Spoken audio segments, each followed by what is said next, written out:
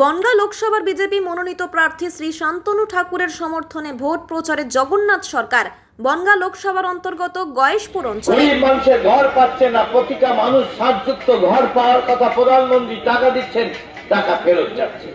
আর যারা ঘর পাচ্ছেন তারা বরং তার ছেলেকে পৌরসভা পঞ্চায়েতের মদতে বিপিএল কার্ড করে দিয়ে বাবার ঘরের ছাদের ওপর আর একটা তালা বানিয়ে দিয়ে গরিব মানুষকে ঘর পাইয়ে দেওয়া দেখানো হচ্ছে। কারণ ছেলেটা বিপিএল কার্ড বানিয়ে দিয়েছে পৌরসভার মদতে, প্রধানদের মদতে তাকে বিপিএল করা হয়েছে, যেহেতু তার নামে প্রপার্টি নেই।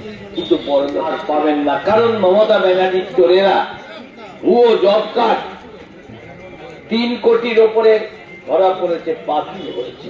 আর সেই কার্ডগুলো ব্যবহার করে অ্যাকাউন্ট খুলে ব্যাংক ম্যানেজারের সঙ্গে সাজিশ করে কাটমানি দিয়ে যার নামে কার্ড, কিছু ভুয়ো, তাদের টাকা তো দিতেই হয় না,